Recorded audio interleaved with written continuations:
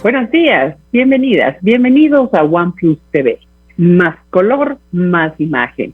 Hoy es martes 5 de octubre, mes de Guayaquil. Como si no tuviéramos suficientes motivos internos para estar en permanente estado de convulsión en el país, ahora se difunde el informe del Consorcio Internacional de Periodistas sobre mandatarios políticos, multimillonarios, personalidades del espectáculo que mantienen sus fortunas en paraísos fiscales. Incluido en esa lista está Guillermo Lasso, presidente de Ecuador. ¿Cómo impacta esta noticia en la imagen del presidente? ¿Es este un tema legal, moral, ético el que se plantea o ninguno de ellos? Francisco Rocha, director ejecutivo de AED, periodista y analista político y exdirector del espacio de entrevistas en la cadena Exademocracia, nos dará su criterio sobre este tema. Y por otro lado, les informaremos acerca de un congreso a realizarse en Guayaquil en diciembre sobre anti-envejecimiento y nutrición ortomolecular. Esto con el doctor Wilson Tenorio. Y en el espacio editorial, Cristina Reyes nos recuerda sobre las grandes alegrías que el deporte ha dado al país, pero a pesar de ello, no son los deportistas debidamente recompensados. Vamos con nuestro invitado de esta mañana, nuestro primer invitado, licenciado Francisco Rocha. Qué gusto tenerlo nuevamente con nosotros. Gracias por aceptar nuestra invitación. Gracias, Yolanda. Un gusto estar con ustedes y saludos a la audiencia también. Muy amable. Esto de las empresas offshore y los paraísos fiscales, si bien no son exactamente lo mismo, coinciden en sus propósitos, según algunas personas, que vendría a ser ocultar riquezas, evadir impuestos o lavar dinero. ¿Es así o hay otras razones menos oscuras? Hay de todo. Lo que sí hay que, digamos, diferenciar es: unos llevan estos dineros para ocultar, otros para lavar, como se ha dicho, Yolanda, pero también otros usan como un mecanismo de salvaguardar recursos o también para operaciones financieras. Si bien podríamos criticar siempre la posibilidad de tener una empresa offshore, si estas son de papel, sirven exclusivamente para ocultar dinero, esas son, yo diría, no solo moralmente inaceptables, sino que deberían estar penadas. Y de hecho en el Ecuador, aunque se ha dicho que es inconstitucional el prohibir a las personas dónde quieren tener su dinero, para alguien que quiera hacer política, el que no esté su dinero en el país es un problema. Pero en el caso del presidente Lasso, que es el que además está puesto en los papeles que han circulado o a los que ha tenido acceso este grupo de periodistas, se habla hasta cuándo tuvo, y el presidente Lasso ha explicado por qué tuvo y en dónde estaba esta inseguridad jurídica que a él le obligaba a tener estos recursos de sus empresas, especialmente de un banco. Ahora, los bancos normalmente tienen, Yolanda, recursos fuera del país para su propio negocio. Luego de eso, que sus dividendos, sus recursos, incluso algunos de sus accionistas quiera tener esa plata fuera del alcance de los gobiernos de turno, podríamos decir es legítimo, pero parece que si alguien quiere hacer política no debería hacerlo. Pero la inseguridad jurídica, esa es una de las razones, me parece a mí, que esgrime el presidente Lasso. Sí, pero aquí hay una cantidad de cosas que son un poquito delicadas, ¿verdad? Por el mismo hecho de ser el presidente de la República. Él, por ejemplo, dice que se deshizo de sus empresas offshore o justo antes de inscribir su candidatura. Ahora, estemos de acuerdo o no con esta ley, ¿no?, que prohíbe a los funcionarios tener dinero en paraísos fiscales. El espíritu de la ley, ¿qué es lo que nos quiso decir? Como le digo, ¿estamos de acuerdo o no? ¿Será que quienes tengan grandes fortunas, ciudadanos comunes y corrientes con mucho dinero, dejen el dinero en Ecuador? ¿Por qué le pregunto? Esto me suena, sí. Le voy a decir, porque es como estos padres de familia que no cumplen sus obligaciones con respecto a la pensión de sus hijos, pero se ponen al día antes de candidatizarse a una dignidad. Entonces dicen, no, yo cumplo, yo aquí está todo pagado, pero no cumplieron antes. Esa es mi inquietud. Si es que este es un tema solo para candidatos y políticos en función, o es un tema para los ecuatorianos. Claro, ahí está lo que algunos denominan que es la inconstitucionalidad de esta norma. Porque si uno quiere hacer política y tiene, digamos, recursos bien habidos que son producto de su trabajo, uno debería tener la libertad en dónde ponerlas, dónde tenerlas. Ahora, ¿es indispensable que los ecuatorianos inviertan aquí sus dividendos, sus propios recursos? Sí, lo es, y estamos invitando a que otros vengan a invertirlos. Pero el presidente Lasso ha explicado que para cumplir con la ley, él se deshizo de estas empresas y obviamente yo entiendo que el negocio familiar, en este caso, digámoslo así como lo trasladó el presidente, sigue manteniendo, porque en muchos de los casos, Yolanda, un banco debe tener recursos fuera, incluso para garantizar los propios recursos que capta de los ciudadanos. Debe existir esta ley. Y yo creo que si alguien quiere ser funcionario público, debe deshacerse de estas y de otros negocios para que no le vinculen al ejercicio del poder. Sí, hay una discriminación a la actividad política, sí es verdad, pero creo que es indispensable.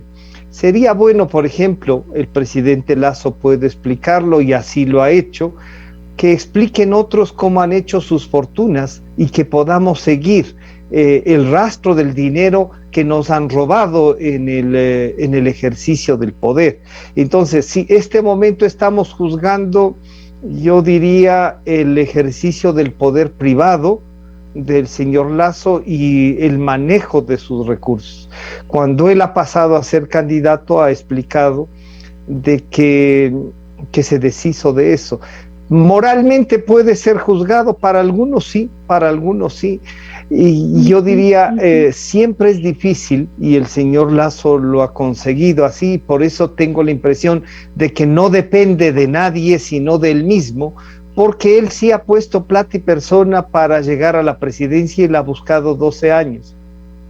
No tiene que pagar favores a nadie, tengo yo esa impresión, pero sí, o sea, en medio de las dificultades que tenemos, el que el presidente esté en esta lista, sin juzgar si es positivo o negativo, ha sido un golpe. Efectivamente, estoy de acuerdo. Creo que nadie duda del origen de su riqueza, o sea, que es bien habida. Ese no es el problema. Las líneas van por otro lado y, como usted dice, son como muy sutiles, sin embargo, pueden causarle un problema. Por ejemplo, usted ya mencionó al paso esto de pedir y hablar que se levantará $30,000 millones de inversión extranjera. ¿Y con qué legitimidad pide que la gente confíe y traiga su dinero cuando él tiene el suyo afuera? Él ha explicado que el de él está aquí, que está invertido y que está trabajándolo aquí en el país, que son otros requerimientos empresariales los que les llevan al ejercicio del banco, especialmente a tener esos recursos. Y yo digo, siempre es una dificultad, no hay un solo banco que no tenga recursos fuera y cuentas fuera, incluso para hacer sus propias transacciones comerciales o las transacciones comerciales de sus clientes. ¿Cómo invitar? Y ahí viene que este es un problema, diríamos, no sé si llamarlo moral. Si alguien está invitando como jefe de Estado a invertir en el país y tiene parte de la fortuna familiar, lo tiene fuera, ahí hay un contrasentido que sí golpea, claro. Aunque se entiende que no es para solamente tener dinero fuera, sino también sirve para el mismo negocio al que se dedica él y su familia, y por el que ha dejado, digamos, y el que ha dejado para el ejercicio político. No hay banquero que no tenga este manejo económico, ¿no? Hay países en Europa, en América, hay estados en los Estados Unidos, ahora he visto también a propósito de esto, estados en los estados mexicanos, en donde lo que hay es que legislar y a lo mejor ya entre todos los países para ubicar de dónde vienen esos dineros. Como decía Yolanda, no está en discusión el origen de la fortuna del presidente, pues él ha pagado impuestos sobre ella y ahí están. Algunos podrían decir, no, parece que ha evadido en algunos de esos casos. Yo diría, ha estado usando el mecanismo de tener cuentas en paraísos fiscales, o sea, en donde no se pague el costo del dinero, sino que se pueden hacer transacciones. La licitud está en el origen de esas fortunas. Hay fortunas que no las pueden explicar y en el caso del presidente se ve que la puede explicar. ¿Usted cree que es suficiente el comunicado que él sacó el domingo a las 11 de la noche para los ecuatorianos, o todavía hay cosas que él debería explicar? Por ejemplo, usted dice que el negocio de la banca, pues el dinero no queda solamente en el país, sino que va a otros, o sea, extramuros, offshore, como se diría. Offshore, que viene a significar fuera de las costas, ¿verdad? Más allá. Pero aquí lo que se está realmente cuestionando es el tema del patrimonio personal. ¿Y por qué en paraísos fiscales? Hablamos de Estados Unidos, pero Detroit es conocido como un paraíso fiscal. Por otro lado, usted dice, sí, él ha pagado, según él ha pagado $4 millones de impuestos, pero aquí lo importante no es cuánto pagó, sino cuánto debía pagar, porque si parte de ese patrimonio está fuera y no sabemos si sobre ese patrimonio él declaró frente al SRI, lo tenga o no afuera, como pide la ley, así sea un dinero incluso ganado fuera del país, pues hay que aclarar dónde se pagan los impuestos, etcétera. Vuelvo a la pregunta inicial. ¿Usted cree que él tiene que abundar en la explicación que le ha dado al país sobre este tema? No, Yolanda, porque no va a haber una explicación que termine por, digamos, por agradar a todos los ecuatorianos. La oposición que está buscando cualquier tema para en 4 meses un poco acribillar al presidente Lasso, y uno mismo tiene, yo tengo, diría yo, esta confrontación de sentimientos, por último de los casos, entre que un presidente y la fortuna de su familia estén fuera. Pero yo me pregunto, ¿qué empresario ecuatoriano, y eso no está ni bien ni mal, que quiere resguardar sus recursos y en el banco normalmente se intenta tener por lo menos un tanto por ciento para la liquidez que pueda requerir un banco, ¿no es cierto?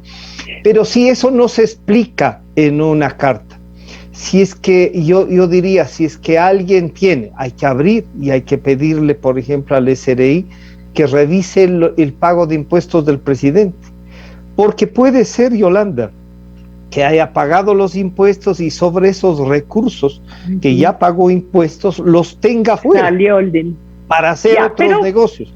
Lo importante va a ser ahí es que si alguien tiene más dudas de las que genera el hecho de que esté el presidente ahí, pueda denunciarlo, porque si hay alguna cosa que no se puede hacer es que alguien se tenga que defender y convencernos.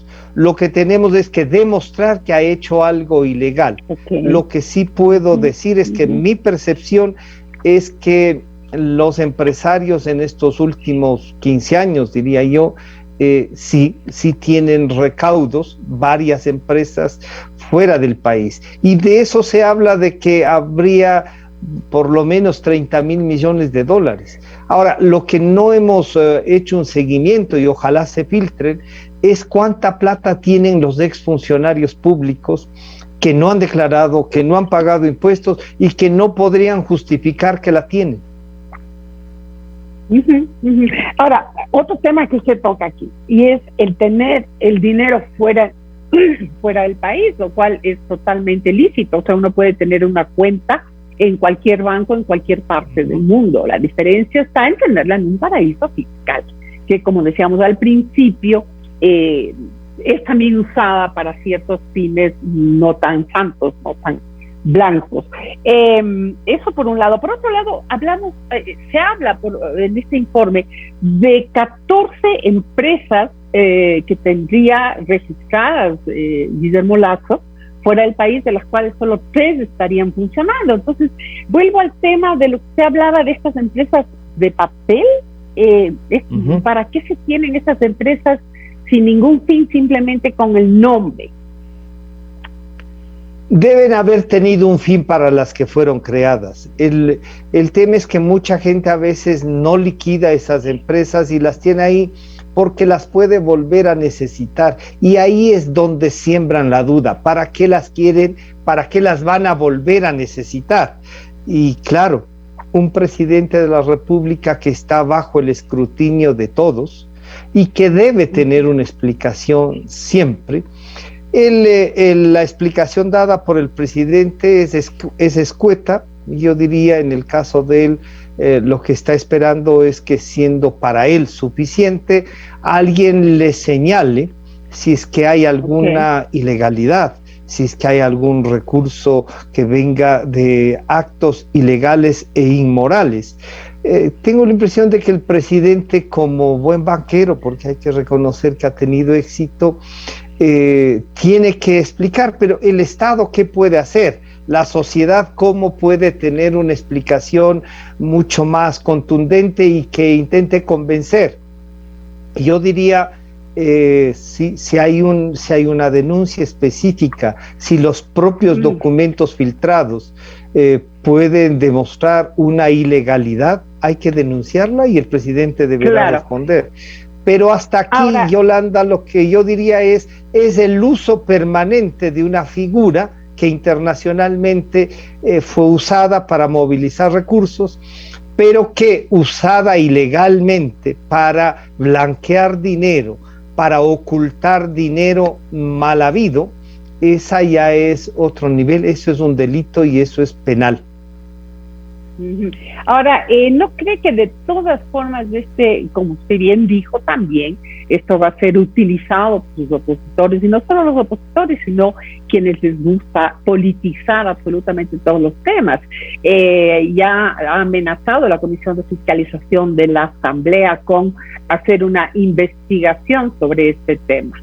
¿Qué puede salir de ahí sino la politización del asunto que ahorita le incumbe al presidente de la República?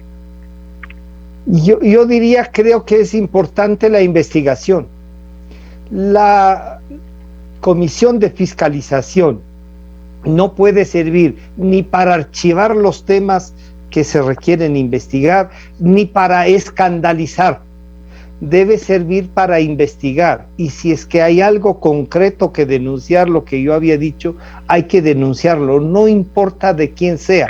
Este caso es sobre el presidente de la República. Bien, ¿hay algún tema que se deba investigar porque genera dudas de dónde están los recursos? ¿Hay unos montos sobre los que se puede hablar? Bien, eso es un trabajo de la comisión. Lo que también diría yo, Yolanda, en el ejercicio de la política, yo creo que politizar los temas no es malo, pero hacerlos de la politiquería exclusivamente para obstruir un gobierno no es correcto y tampoco es justo con el país.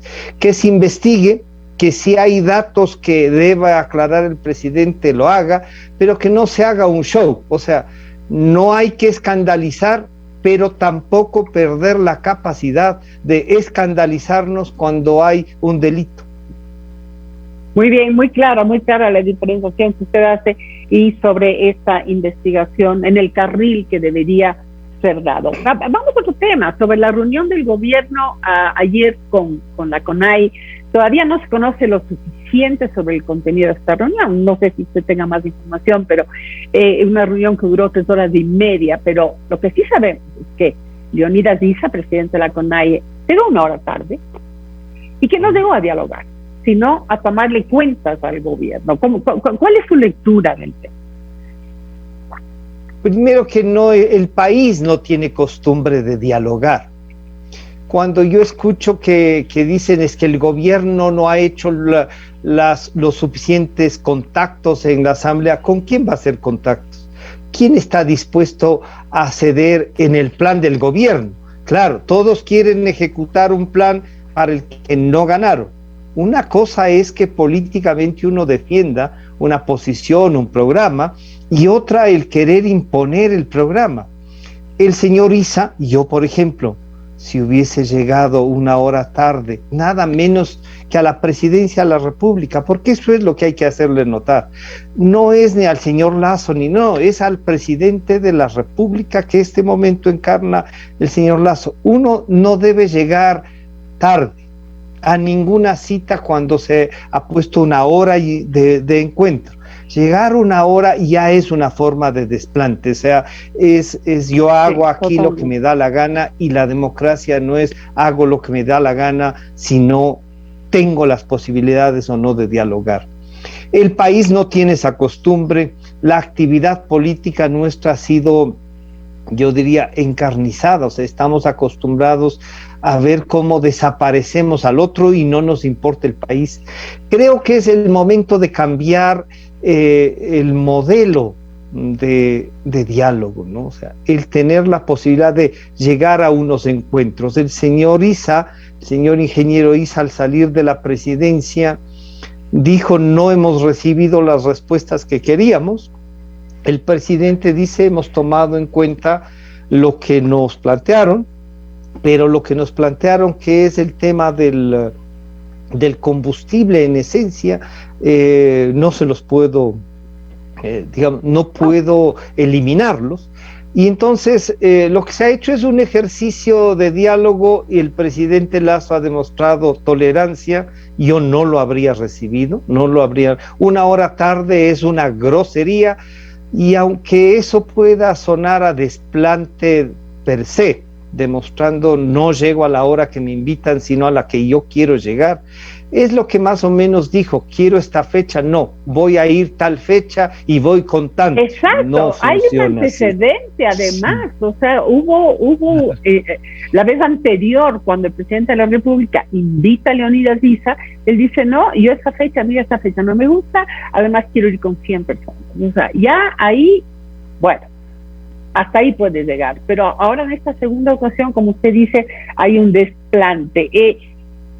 Es curioso lo que podría parecer una debilidad política del presidente, más bien creo que es su fortaleza, y es el demostrar la voluntad que él tiene de seguir hasta las últimas consecuencias con su tesis del diálogo.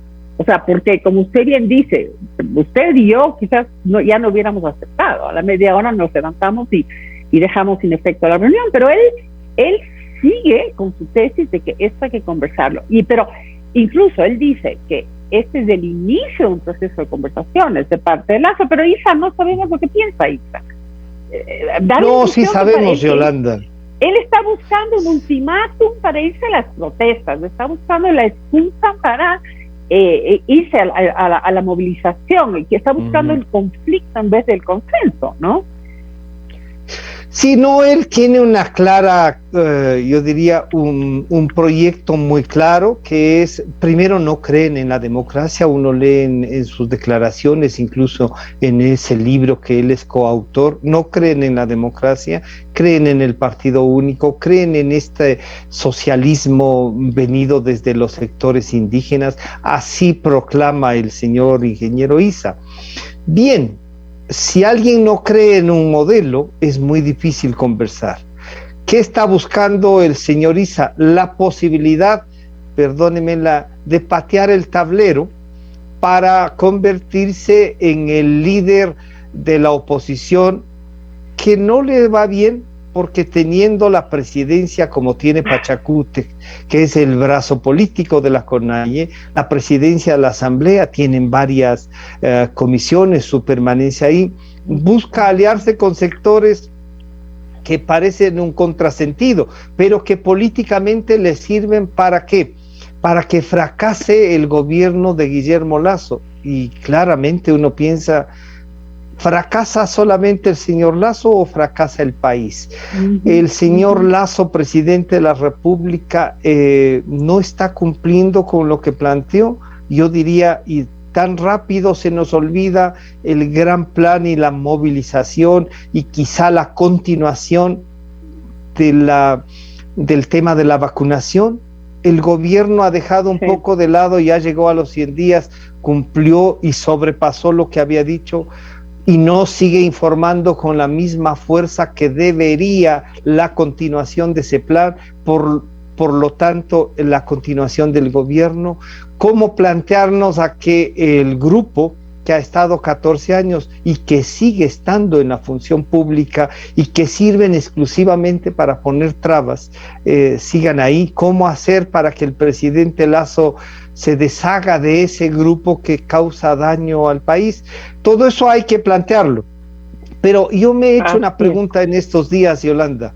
Si va a dialogar en el Congreso, a más de sus propios asambleístas y algunos otros que han llegado desde el sector de la independiente, de sus propios grupos organizados, ¿quién más está dispuesto a plantearle al Ecuador un proyecto de consenso? Ninguno. O sea, los primeros en plantear un acuerdo era para buscar impunidad, y los otros para intentar imponer un programa que no ganó las elecciones. Y la democracia tiene esto, el respetar al otro. Por eso es difícil, por eso es más fácil un gobierno autoritario con mayorías absolutas del partido único, porque ahí hay una persona que ordena y se hace. En este caso, el ejercicio de la democracia va a tener que irnos, yo diría, poniéndonos en línea, porque la democracia, si bien es el respeto a las ideas del otro, no significa que para que funcione hay que hacer necesariamente las ideas del otro, sino en el plan de gobierno que le hemos planteado al país. Licenciado Rocha, ¿cuánto le agradecemos la claridad de sus conceptos y esta mirada a dos temas que en esta semana seguramente van a ser capitales y de mucho análisis y profundidad? Muy amable y bueno, les deseamos que tenga un lindo día. Muchísimas gracias, Yolanda. Esperemos que el país tenga, yo diría, esta costumbre y esta posibilidad de diálogo, de construir la democracia. Es algo que hay que hacerlo todos los días. Muchas gracias por la invitación, un gusto. Encantada, gracias por aceptarla.